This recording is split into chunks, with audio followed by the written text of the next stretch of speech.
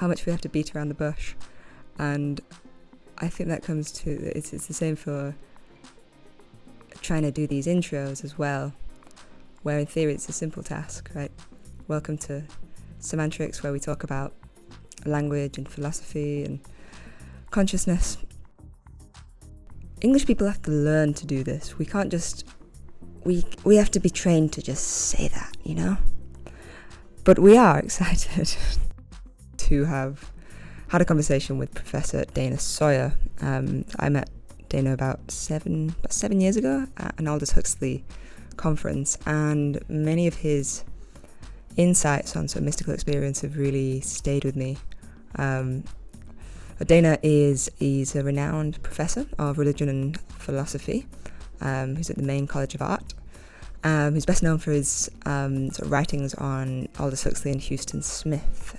He's written biographies on both of those figures that are incredibly accessible and entertaining. And today we're talking about his new book, The Perennial Philosophy Reloaded, a guide for the mystically inclined. It's really wonderful. It's, you know, it's a really difficult topic to talk about, sort of perennial philosophy and mystical experiences. It's hard to talk about and write about in an accessible and engaging way, and he just nails it.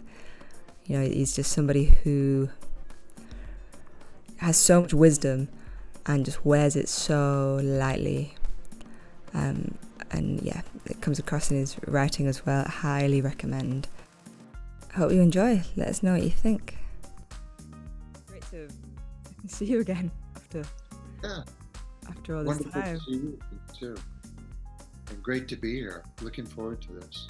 Having said that we would just introduce you, you do actually give a really good little spiel about who you are. I do? You do. You do. Well, I would love to hear it in that case, particularly if it involves your journey to the current book. Well, I don't have a set piece, so I don't know what I may have said. I've heard a couple. It's always good. Always good. Okay. Well, I'm a Professor Emeritus of Philosophy and World Religions at the Maine College of Art and Design. And I am the author of biographies of Aldous Huxley, Houston Smith, and now the author of a book on the perennial philosophy, updating the original position and expanding on it with details. I'm also a person who loves to be outside. I spend a huge amount of time outside. I have a wonderful wife and two daughters, and no complaints at 73, which is pretty cool. I wish that for everyone. What brought you to the so you just written a book on the perennialism, the perennialist philosophy. How did you arrive at? It's just a really difficult thing to undertake. What on earth possessed you to take on that monumental challenge? Actually, it wasn't difficult for me. So I first got interested in the perennial philosophy as a philosophy major in college in 1969. And I've been adding to that interest for all of these years. So, you know, I was in that first wave of enthusiasm for psychedelics.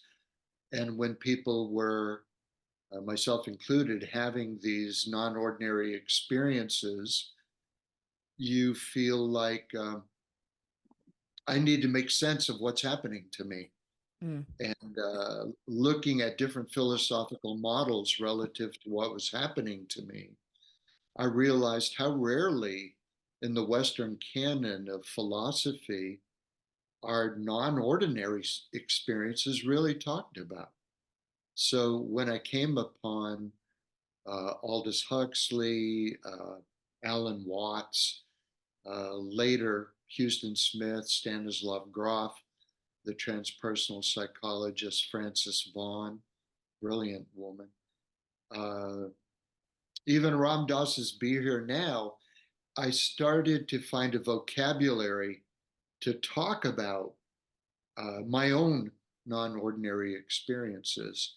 And so, like Huxley, I began to focus in on one non-ordinary experience in particular, and that was the experience of when people say on psychedelics or otherwise, I felt like I was one with everything. I felt like I had merged with all reality. I felt like I had melted into the one thing that's all things. I felt like God's soul and my soul were the same soul. Uh, I felt like all the people in the world are just one consciousness looking out through different sets of eyeballs. And so that experience that I term in the book, Huxley called it the unitive knowledge. I tend to refer to it as the unitive mystical experience. That's kind of at the heart of the perennial philosophy. You can argue that it triggered the entire first wave of interest in psychedelics. I will argue that. You know, So do you consider yourself a perennialist, would you say? definitely, Yeah. definitely, definitely. And what instigated the writing of the book at this particular time? Is it something that you've been working up to, something that you noticed would be right to interject and were just kind of waiting for the right moment in the kind of psychedelic discourse, or why now?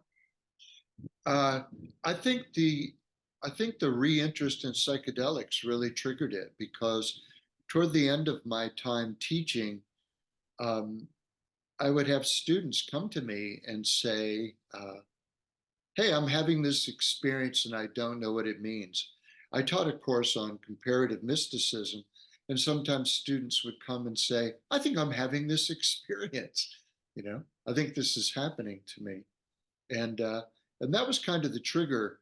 I remember I was giving a book talk on about my biography of Aldous Huxley, which focused on his philosophical development, and I was talking about his career very broadly. And there was a young man in the back of the room, uh, kind of a surfer-looking guy. This was at an Ivy League school here in Maine, Bowdoin, and he raised his hand very quietly at the back of the room, and it was toward the end of the talk, and he said, "Hey, man, you haven't said anything about Huxley's experiments with psychedelics and mysticism and that kind of thing. Is there anything in your book like related to that?" And I said, "Yeah, actually, if you take my book and you open it to page 69 and you dog ear the top corner of the page, and then you rip that off and, and you I've put always that in wanted to your do that. I've always wanted to do that. and he said, "Really?" And I said, "No, not really. But yeah, I do talk about it in the book." Anyway, uh, I'm being flip, but my point is that more and more people were talking about experiences of unity. And I realized there was a little bit of groping for uh, interpretations of their experience or ways to make sense of their experience. And since that original iteration in the first wave of interest in psychedelics, there have been so many theorists coming up who self-identify as perennial philosophers or whose teachings very strongly resonate with the perennial philosophy. Rupert Spira is a great example of that, I think.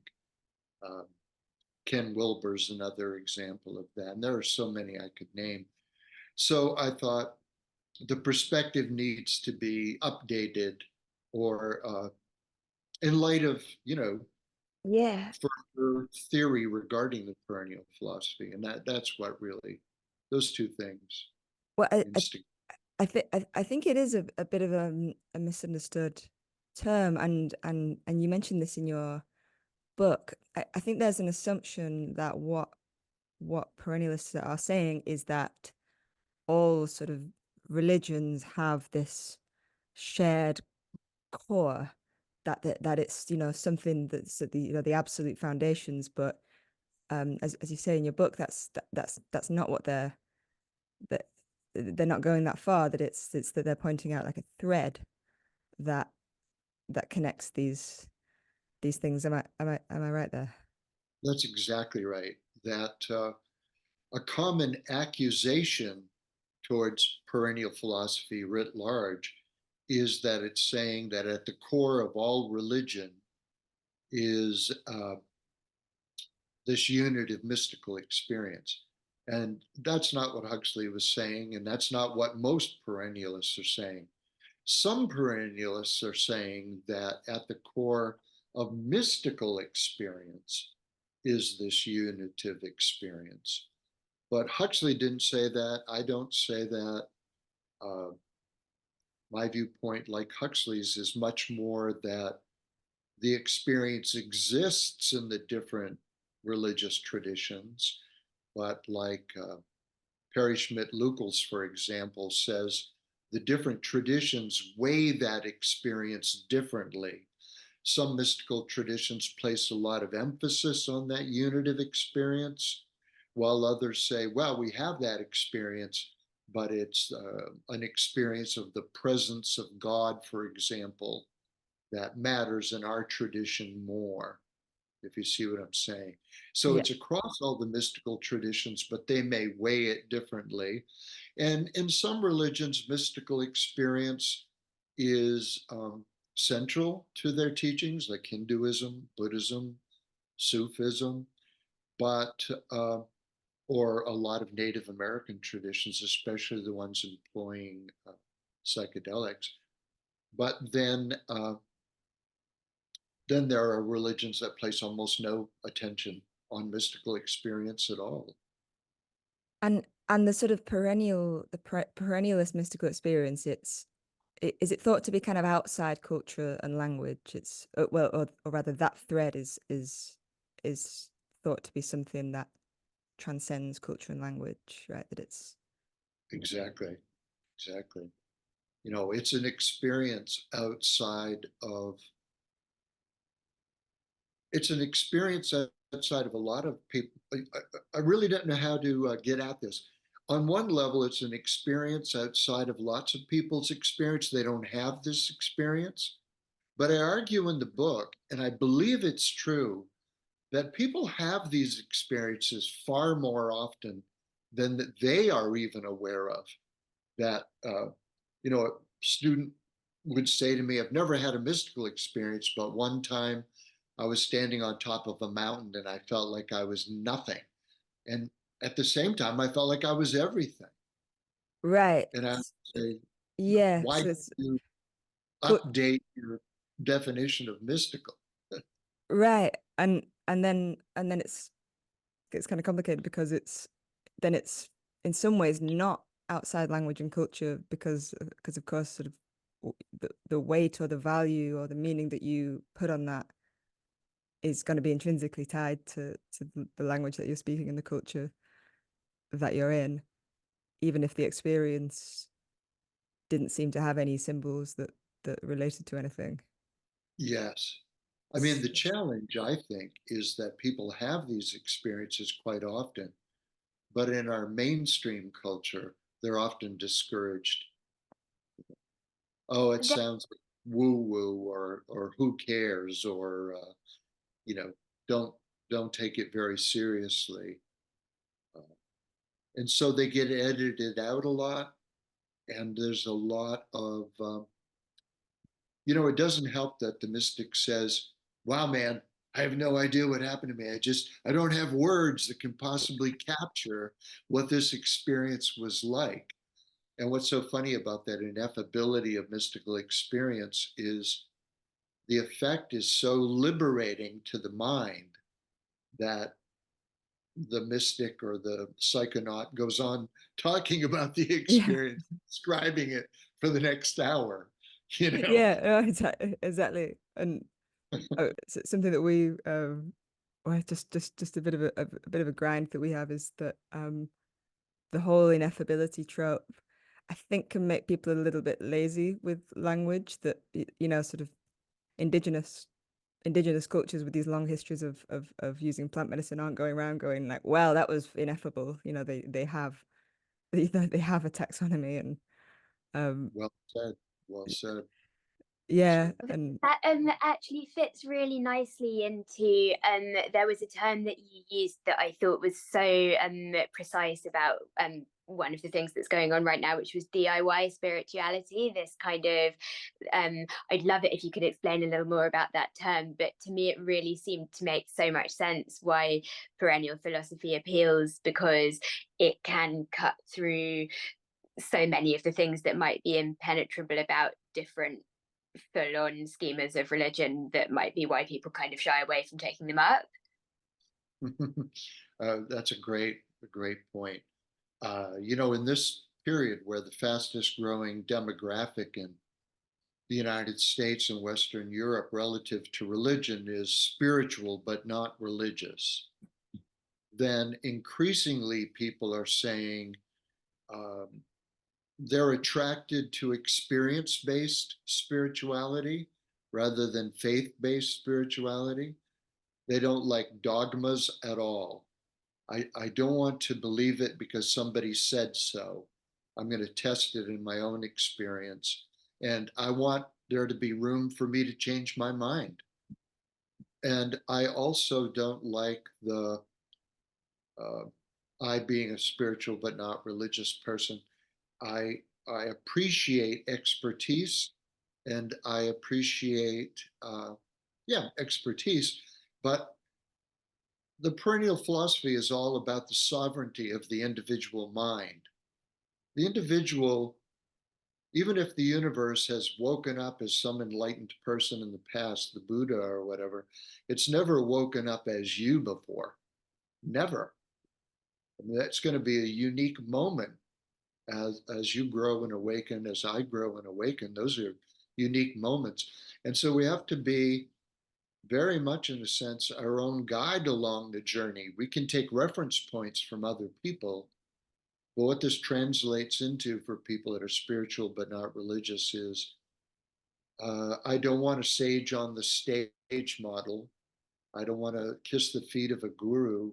What I really want is co learning. You know, Ramdas says we're all walking each other home. And that really appeals to a lot of people who are also attracted to perennial philosophy. You know, they're like, okay, I'm on my DIY journey, my do-it-yourself indie spirituality, uh, and I'm using different people's viewpoints to put together my quest. Uh, right. yeah. Sage on the stage is such a brilliant turn of phrase. I really, really like that as a saying.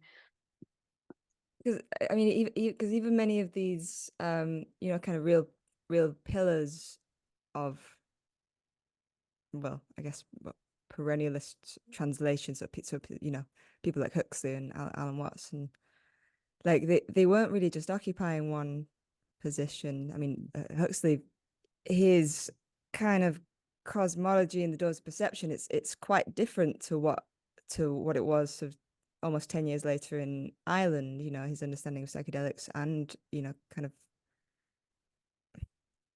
I don't know if his views on perennialism changed, but in the doors of perception it was a lot more kind of this is wow, this is access to the world as it really is, which in Ireland wasn't, so it wasn't, that wasn't such a strong position. Ireland was much more kind of these are the different ways that we might interpret this mystical experience. Yes. Well, you know, in the perennial philosophy, you'll remember in 1945, he was more, you know, it was more about austerity. It was more about, it was easier to tune into the level at which consciousness transcends the body mind if you paid less attention to the body mind. So he didn't have a view that you could reach the cosmic level of mind through the body mind. He No. became more tantric when you get to Island. He was more body friendly, world friendly than he had been. Well, I mean, of course, like he hadn't had any experiences like that in 1945, as far as Exactly. I'm aware, and God, it's quite a dense book, really. It's unless you're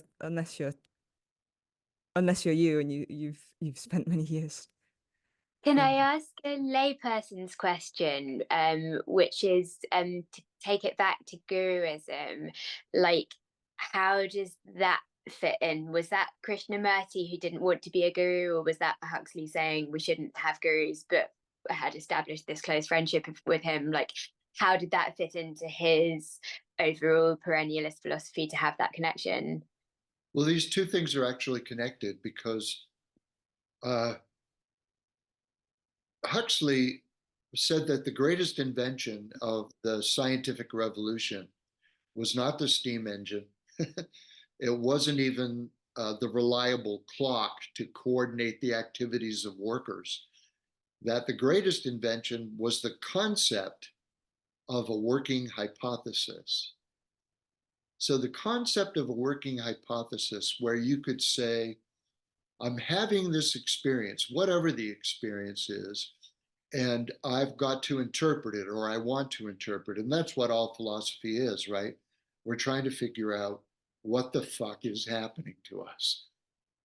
And we've been trying to figure it out for a very long time on the level of ideas. So, as different theories have come up, and studying philosophy, that's the history of these theories. Sometimes I feel like all the newest theory does is free our minds from the previous theory. but but for Huxley, the idea was, well, as I understand the experience better and I have more experience, uh, and in this case, mystical experience, then I keep upgrading the way I'm explaining the experience or interpreting the experience. And I love that openness around that, the willingness to keep changing one's mind as one understands better and better. And so that feeds right into, okay, the all-knowing guru, the all-knowing sage on a stage. It, Students used to say to me, you seem antagonistic toward gurus. And I would say, no, I'm not. I believe there are people who are more spiritually mature than others or emotionally more mature, et cetera, et cetera. But if you're going to have a guru, make sure you have at least five. yeah, Because if you have five, then when inevitably you will find they don't share the same interpretation of whatever experience they're having, then you'll have to make up your own mind.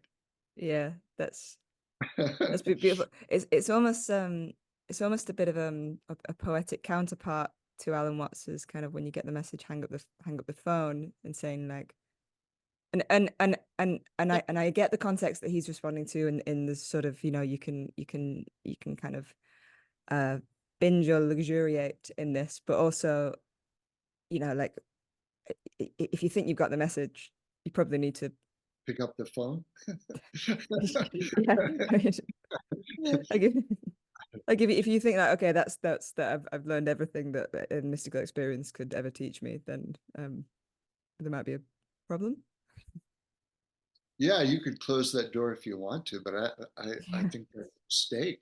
I think that first of all, Alan Watts didn't hang up the phone. He kept having psychedelic experiences, but also, and I think probably he was, if you will, driven back to the experiences because he, like lots of people, had found it a reliable trigger for uh, unitive mystical experiences and experiences of love and insight. And why wouldn't you want to have that experience more often? Why? I mean, I think I heard you say that maybe people are too camped out in the experience. Uh, I think that can be true. I've seen it true. I've seen people who the problem is if you don't integrate the experience properly or fully, then you become like the person who I've seen it at retreat centers where people will go to Kripalu or they'll go to Esalen and they feel like I'm in this bubble of bliss. Everybody is so wonderful and it's so great here. And then they'll report that as soon as they leave the property and somebody cuts them off in traffic, they're angry and flipping people off. And so it's important to integrate those experiences. Don't just keep running and trying to hide in a sense, if you see what I'm saying. Who was that? Who was it that had the line about if you think you're enlightened, go and stay with your family or something like that, or go and Me. Such a good that was line. Oh you. no, Houston Smith said that to me. I'm sorry. Was it? Let's remember. Houston. I've been trying to find the origin of that quote for years, sort of intermittently. Right. Yeah, Are you? I'd forgotten about it, but it was you that introduced me to that, and it's amazing. He he said it to me one time when I was, writing his biography, and it really stuck with me. And it goes back to what Ken Wilber says, right? That waking up and having these experiences of oneness is very valuable, but then they're being interpreted through a localized psyche with a psychological background that speaks a certain language, has a certain level of intelligence. And so there's other work to go on. Like, if you think you're the great enlightened Buddha, then spend Thanksgiving with your family and see what happens when they start pushing your buttons. You'll It's realize wonderful. there's still some work to So, do. so good. I'd love to ask you more about writing his biography, but just because you mentioned the word, and we're very into particular definitions of things in semantics. So I'd love the perennial philosopher's take on what integration is, because it's such a big buzzword at the moment. Like, what do you mean when you say integration and integrate? Great question. Uh, help me out on this. Was it Pascal that said what's taken in as wisdom should be given out as love? I don't remember, but what I do feel like is that, well, a friend, Mirabai Starr says uh, that when you when you let your individual mind melt into what Huxley called mind at large, and then you come out of that experience, it comes back out with you to some extent. It's almost like you took a bucket with you and grabbed a bucket of the sacred and brought it back out. Stanislav Grof says there's a noetic afterglow. You've got kind of a noetic tan for a while. And so in that period where you're having that experience, how can you bring that insight into your behavior? And that's why I really like the work of perennialists like Richard Rohr. I don't know if you're familiar with his work, but he's a Catholic priest who works with the LGBT community with issues related to that, and in very interesting ways. Quite a brilliant guy. He's not in very good health these days. Or Rabbi Rami Shapiro, who's also a self-identifying perennialist who deals with people in recovery. Wow. Uh, Mirabai deals with people who've had traumatic experiences. Uh, there are lots of people who are doing very good work around, therapy, recovery, social justice, all of that kind of thing. And a friend of mine, Chris Grasso, I don't know if you know who that is, but he wrote a book a few years ago called The Indie Spiritualist. And he wrote another book called Everything Mind. And he was a person with a severe drug addiction, a severe alcohol addiction, who hit the very bottom. And something in the trauma of that very dark hole broke him open into the light. And he became interested in the perennial philosophy and became a close follower of Ram Dass. Now, what I like about his integration is he has no patience at all for light and butterflies and flowers, and it's just not his jam, right? So he's taking the tact more like everything in our universe is manifesting out of this one sacred truth. And if everything is sacred, then nothing is profane on some absolute level. And find beauty and truth where you find it. Uh, he's heavily covered in tattoos and piercings, wears almost exclusively black, and has this light, this heart that's so full of love and light, and claims that Yeah. his most transformative experience of oneness with reality happened at a Slayer concert. And I think that's brilliant. I think that's absolutely brilliant because what it's saying is no, no, no. If you have these experiences and these mystical insights, it's not going to look like just one thing. You know, it's not going to look like a Hindu yogi wrapped in a sheet Yeah. sitting on a stage, or, uh, you're getting the gist of what I'm What, what, saying. it's like Alan Watts. I mean, I've mentioned to a couple of people over the years like his struggle with alcoholism, and some people have been like, what, but he was so. I'm like, what do you mean, but like what, like, Yeah, yes, he that's an struggled with alcoholism and he was incredibly spiritual and did all this great, like, it's like, where's the problem? Yeah, no, I see what you mean. I mean, Joseph Campbell was asked if he had any regular spiritual practice, and he said no. And then he said, yes, 20 laps in the pool every morning and a glass of Irish whiskey every night. That was, you know, and I don't think he was being facetious, I think he was saying, it's this principle, isn't it, of what W.T. Stace in philosophy and mysticism called causal indifference. Causal indifference. And basically, the idea is whatever opens you up, whatever expands consciousness, is legitimate by the fact that it worked. Uh, you know, Jacob Yeah. Bohm, the very famous German mystic, claimed he was looking into a pewter bowl and saw the sun reflected in that bowl. And in that moment, he knew the truth of the whole universe and creation. Well, should we pass out pewter bowls? Should we, is that going to be the sadhana, the method, the yoga of awakening? I mean, I think people don't realize that everything is a trigger, can be a trigger to that experience. You know? You studied Sanskrit, correct? Yes. Yeah. Yeah. Do you find that that's helped you with the, your understanding of mystical tropes?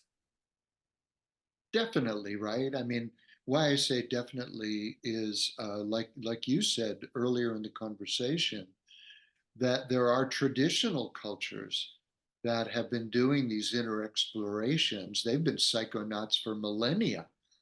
And as they've compared notes, right? Like, okay, I'm back from my inner journey and you're back from yours. Let's talk about what happened to us. These traditions have a fairly refined language of talking about mystical experience, the various Buddhist jhana states of absorption and the Right. Where you, different. yeah. Where you can say, oh, I went to the eighth circle because they have like meaning in these categories that reflects. Exactly, exactly. Are there So those Sanskrit terms are very useful uh, for me. are there any in particular that you like sort of really struggle to translate, but that that you've kind of integrated? I know it's Well, yeah, okay. So there are dozens of them, so that would be a long conversation. But the one that jumps to mind and is so interesting is I'm trying to think of the word that was used. So I also know a great deal of Hindi, and I was in a because you really need it if you're doing field research in India and you're wandering around with swamis like I was, then it's useful, and for buying veggies in the bazaar and what have you. But I was interviewing these Dundee swamis, which was a focus of my work for a while. And this one Dundee Swami took me to a mutt, which is a monastery. And there were, I don't know, 7 or 8 Dundee Swamis, and then the Mahant, the abbot of the monastery, sitting on the stage, the sage on a stage, and maybe 50 or 60 lay devotees of those Swamis in the audience. And the Mahant, the abbot of the monastery, was saying, "We are talking about Brahman. Brahman, the absolute that underlies all of reality, the ground of all being. What are its qualities?" And so people were raising their hands and saying the usual things. Now, I was sitting in the back of the room with a very old Swami named Sundanand, and he and I had become very close friends. And he had very little patience for any form of blah, blah, blah, blah, blah, blah. He was a person, it was all about the experience. And we would go hiking in the Himalayas around Rishikesh in the foothills there, the Shivalik Hills. And he would gather up plants, and every Wednesday night he would have an Ayurvedic clinic. Okay. So at this event, he and I are sitting in the back of the room, and he's bored to death by oh, it is pure being. And then the Mahant would write that on this, they had this little chalkboard. Somebody else would say, it is pure consciousness. And he would write that on the board. It is pure ananda, bliss, somebody in the audience would say. So he's making this list and making this list and making this list. And after about 30 things get added to it, and I'm translating it to English, but this was all going on in Hindi. He said, out of deference to the oldest Swami in the room, the abbot of the monastery said, "Swamiji, is there any point we are forgetting? Is there any quality of absolute reality we have not listed so far?" And so Sundanan kind of shook himself awake, and he's looking at the board very carefully. And he goes, "No, no, it is quite complete. You have described absolute reality. Good, very good."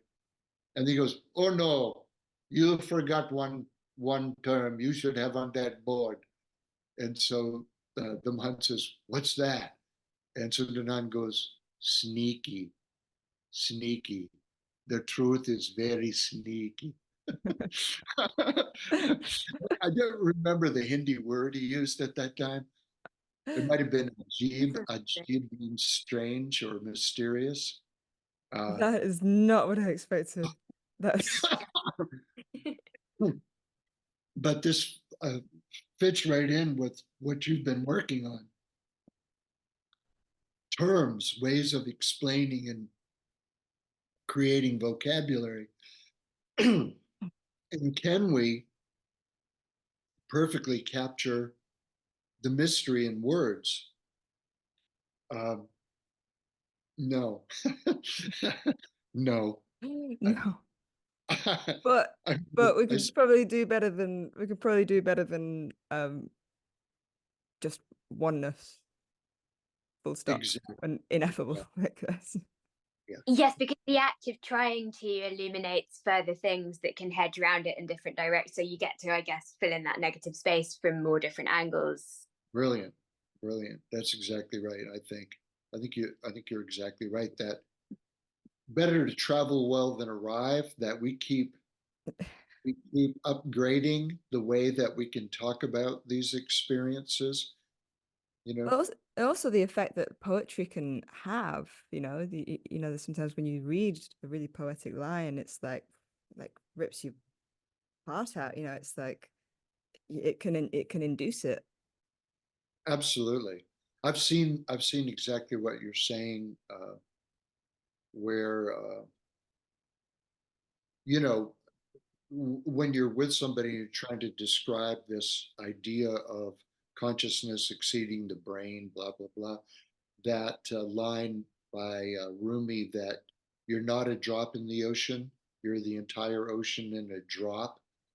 You can almost see the mind feel the truth of that, Yeah, you know. yeah, yeah, uh, and uh, and so there. I agree. There's real value in, yeah, we've all had the experience of you're reading a book about this subject and it triggers a moment of transfiguration or yeah.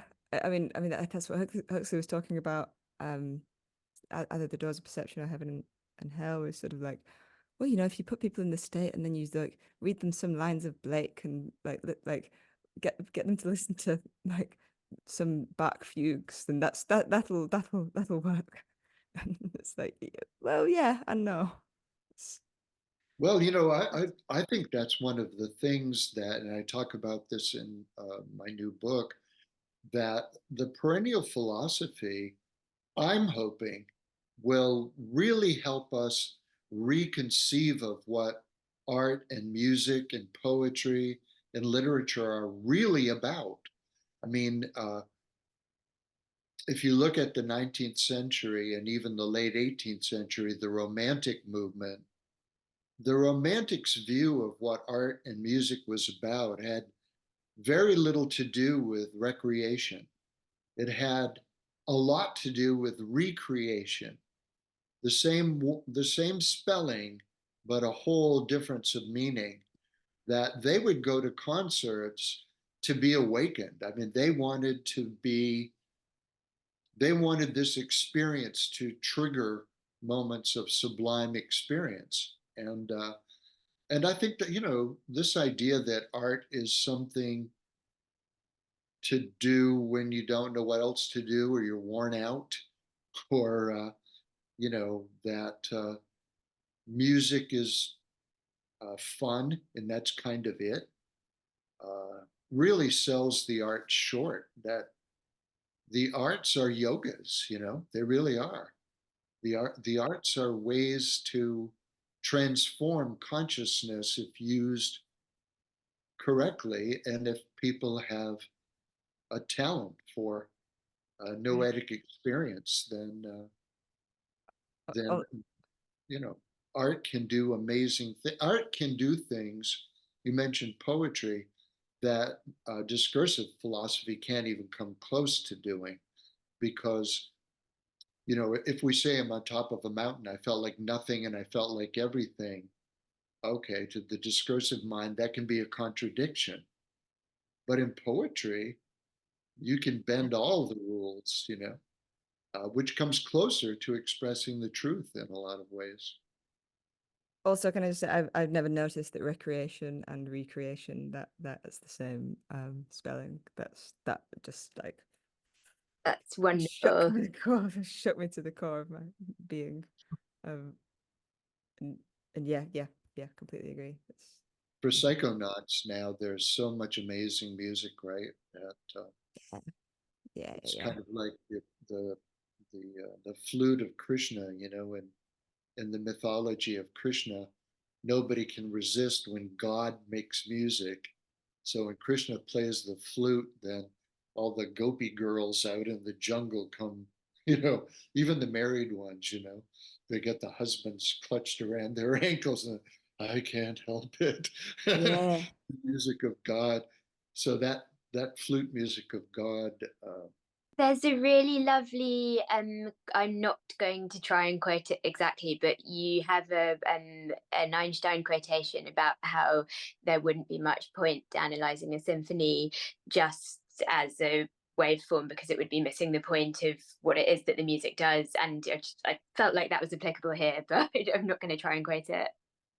Well, that's a quote from Einstein, but that's exactly right, which is, in philosophy, there's quantification, but there's also issues of qualia, quality, and we can use the truths of science to make some of our qualitative decisions, but it can't make them for us. And we've put so much weight in the basket of science that we've kind of let our qualia sensibilities atrophy to a great extent, including our abilities to have these noetic experiences. We're so focused on quantification and, Huxley, and it's in the Doors of Perception, argued several times that noetic experiences, he didn't call them that, but mystical experiences are probably a very close cousin to aesthetic experiences. In fact, they may not even be different. They may be different in intensity rather than kind. So if you're in a concert hall listening to this amazing, amazing concert of whatever triggers that aesthetic response in you, it may become so strong that you go into a full-blown beatific state of mind. Uh, so, there again, we need to put more attention on what art can do, the power of art and music. Absolutely. You can, be feeling a bit anxious or distracted, and then just like one line of poetry or, a song can bring about that all rightness, that capital A, capital R, and it's just cuts through everything. It's true. It's And definitely it's true. definitely a version of yeah, what we've been talking about. My mind went to, there's actually a psychiatric condition called Stendhal syndrome, because when the French novelist Stendhal went into the Sistine Chapel in Rome, it was so beautiful that he passed out.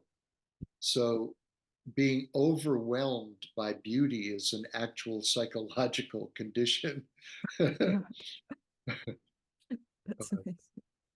I think more people need to be overwhelmed by beauty. You you mentioned something else in your book that I've actually never heard anyone mention before. But you talk about um both dominant social narratives and recessive sort of social narratives. I was talking about the Romantics earlier, and because the Romantics felt like I'll use the term left brain thinking, this linear, rational approach to life shouldn't rule the mainframe. They felt like the imaginative mind, the artistic mind, was the guide with the light leading civilization forward. If you read Friedrich Schiller's On the Aesthetic Education of Man, he's really making the argument that as we provide more beautiful experiences, sublime experiences, potentially transcendent experiences to the consciousness of the public, as their consciousness awakens, they actually also become more moral. That, the root of the word conscious is the same as the root of the word conscience. And so he believed that as we wake up, we make better people. And so the Romantics, were holding that torch. And it's interesting how that torch is a recessive meme in our civilization. That it seems to slumber for a little while and then it's back, and it slumbers for a little while. I see the 1960s as the largest outbreak of romantic thinking in the history of our culture. That all of a sudden, you know, about not ruling the main frame is really interesting as a concept in relation to the structure of your book as a whole and where psychedelics sit within that. And I was really kind of curious looking through, like, how will the psychedelics be embedded? Like, will they be given their own chapter? And then the decision to embed them in perennial philosophy today and to kind of have psychedelics just so gracefully platted into the work as a whole is so interesting at a time when psychedelics are being trumpeted in the way they are in mainstream media. So I just wanted to ask structurally about kind of that decision in relation to where you want to situate them in relation to magic and like the sublime and experience as a whole, and how people conceptualize that. Mm. Well, Huxley called the experience on psychedelics a gratuitous grace. And what he meant by calling them a gratuitous grace was they're not necessary. Psychedelics aren't necessary to awakening. People have awoken many times in many cultures without the use of psychedelics. So it's just one way of opening the doors of perception. And I think that that's very important to remember, that I didn't want to position the book as an interpretation of psychedelic experience uh, per se. I was much more interested in positioning it as an interpretation of types of unitive mystical experiences, however their occasion, however they come up in a person's life. But because they're coming up so often in people's lives in the psychedelic community, and I've had them on psychedelics, then am I answering your question? Oh, very much so. Yes, yeah. The it's the experience, not the agent. Exactly. In So you fact, bring from an experience perspective. one of the problems with the agent can be uh, we can become so robotically focused on the idea that this is my way, this is my path, this is my way of waking up, that we can be like this person that's so infatuated with another person that they think they can only get love from them. you know like if she doesn't love me or he doesn't love me, then I don't want love and I'll never be loved. Well, what a horrible place to put your psyche in. That you know it'd be like being in a giant orchard of fruit trees and deciding that there's only nourishment here. And I see people who will say, I really want to have whatever, so some sort of transformative experience, and this is the music that does it for me, or this is the substance that does it for me, or it's a kind of well, Huxley saw it as a kind of idolatry, because you're taking something less than the sacred and sacralizing it. That's really I just had a moment of sort of illumination. So I've never experienced heartbreak really, and You. people are like, what, like, and I think it's exactly what you just said about the orchards. It's like I've never allowed anyone to be the orchard that gives me sort of a sense of meaning. Mm. Whereas I learned not to do that about 3 minutes ago. So we're coming at that with equal wonderment, but from different places. Well, I have a very wonderful relationship with my wife, and we hone each other, and there's the beloved. How much? What am I trying to say? In the Hindu tradition, for example, there's very very much this idea that all beings, all animals, all people are just one consciousness looking out of lots of sets of eyeballs.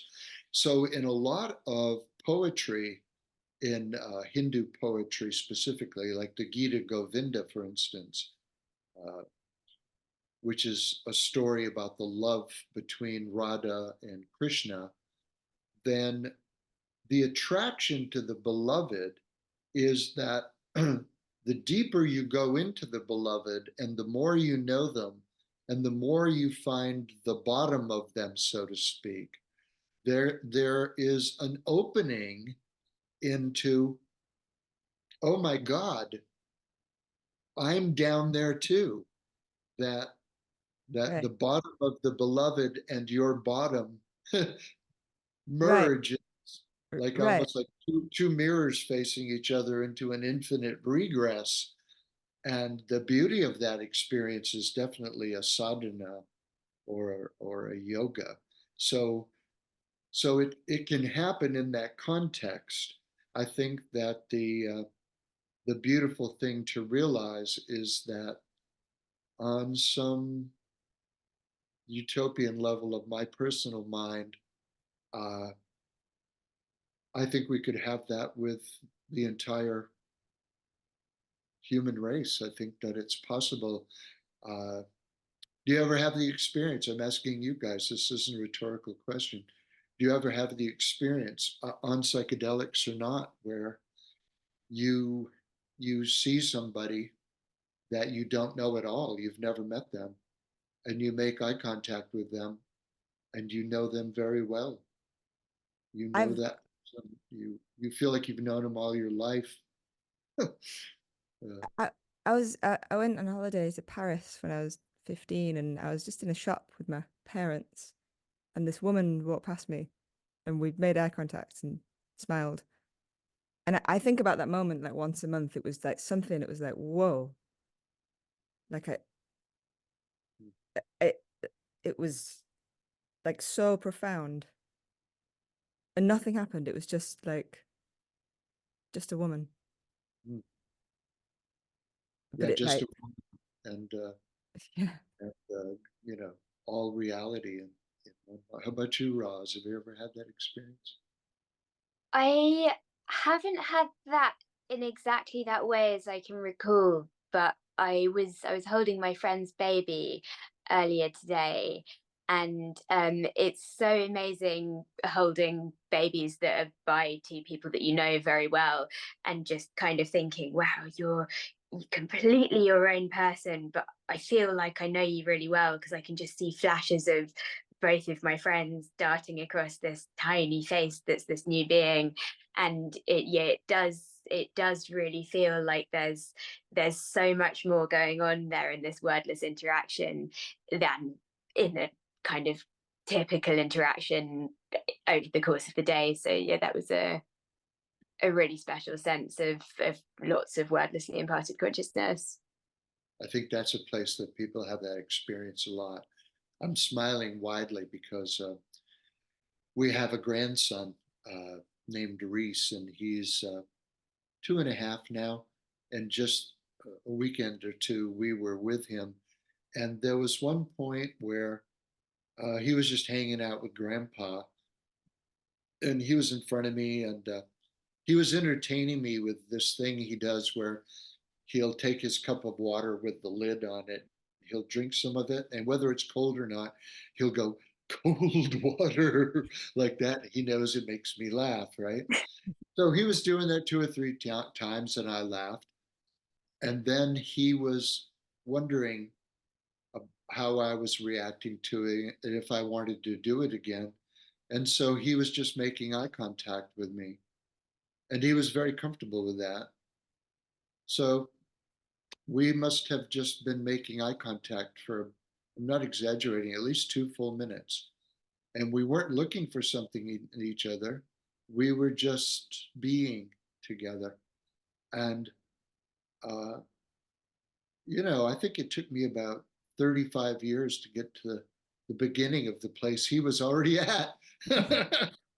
Babies have less robotic conditioning to fight against when that is going on, when they're having that, oh, it's okay to not put up any armor. It's okay to not process. I can just be with you. Sweet, it's so incredibly sweet. Do you think it was easier to do that with him because there was only one person coming to it with conditioning to shed? Yeah, I do. And maybe that was true for you too, that it was easy and there was no, one of the problems with being an adult is sexuality is always something to enjoy and worry about. I see times where uh,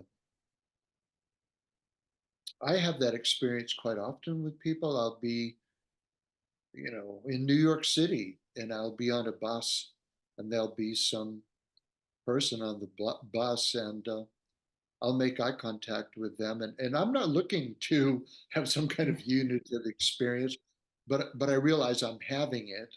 And then we both look away. And I see the person recognizing the value of the experience, but we both look away because we don't. We're afraid the other person will misinterpret what's happening. You know, is this guy thinking I'm saying, "Hey man, let's get off the bus and find a bar," you know, Yeah, or yeah. why is Which is a valid concern as well. It's like, exactly. um, in ideally you would just know from context, but that can be difficult as well. It's I was talking about this just yesterday. The sort of the the barrier that you put up as a woman in the world, that's like or that I do, that's just a little bit, I don't know, a little bit like a little bit cat-like, a little bit kind of like, what's like what? What's your intention? Yeah, yeah, And that's wise, right? I mean, sadly, that yeah, yeah, you know exactly. prior to the day when we'll all hold hands and sing "We Are the World," you've got to be careful. Yeah, yeah, but because it massively, it changes the interface with the world. I think that's why a lot of people go to Burning Man. They hope to be in a place where they have full freedom to express who they are and full freedom to take off all their armor and still be safe, and still be safe.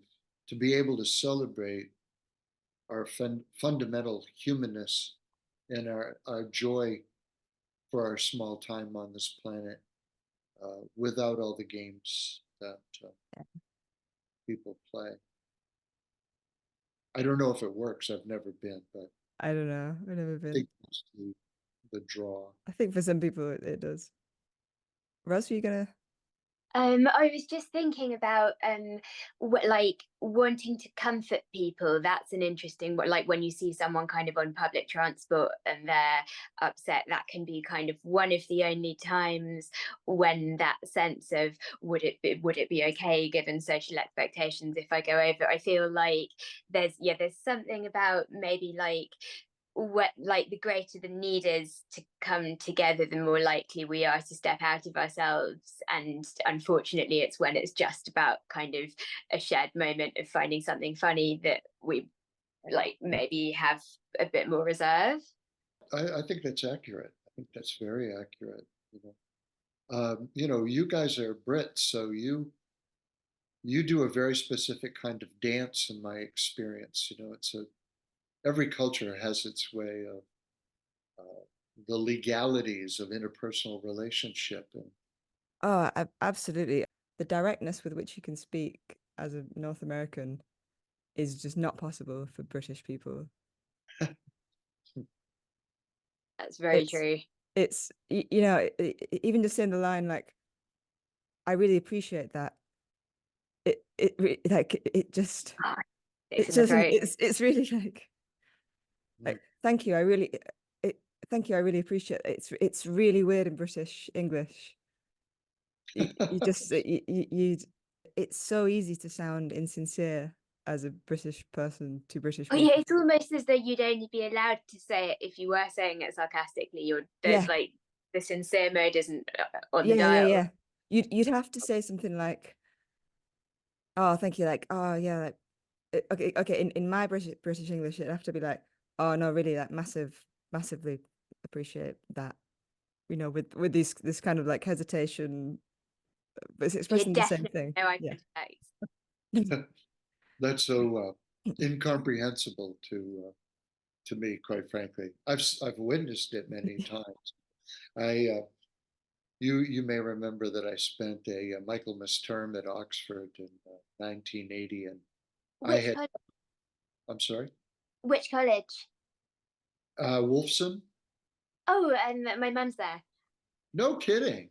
Wow. You know, I liked Wolfson because there's no undergraduates, or there weren't in those days. So it was more relaxed when you were in the halls and, the dining hall and whatnot. You didn't have to wear robes when you were in those spaces. Uh, but I had just come from doing a master's degree in Sanskrit and Indian studies at the University of Hawaii. So all my gear was just t-shirts and, with strange things written on them. And I often felt like there was this vibe that I should be embarrassed. But since I didn't know why, people were embarrassed for me. That's how I felt.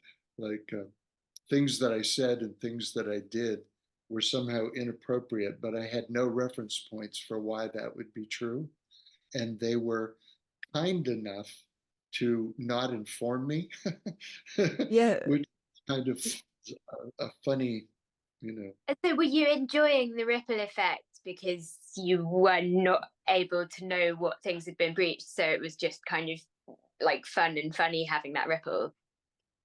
I think it was like that. I think it was very much like that. That Well, we you may or may not know that people on the East Coast of the United States are much more direct than people on the left coast, especially in the southern half of the left coast.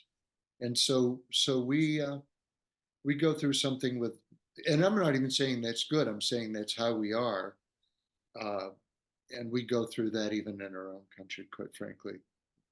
well, I think a lot of British people know that the kind of the pageantry around the just how many times you beat around the bush is kind of ludicrous. What were we watching, Roz? It was like I think it was someone hosting like a karaoke or bingo or something, and every single sentence they said just couldn't come out of a British person's mouth. We went to a quiz that was like that. It was like Yes, that was it. That was it. yeah, Yeah, and all of the encouragements were really sincere, and we thought that it might give us some conference hosting inspiration, and then we came away thinking, oh well, we just won't be doing that. yeah, yeah. Well, these structures have value, and segueing back to our big topic of conversation, uh, human beings are creatures of habit, and our conditioning goes deep. And who was it that said we're really like high functioning sleepwalkers? Uh, that we run on autopilot far more often than we realize.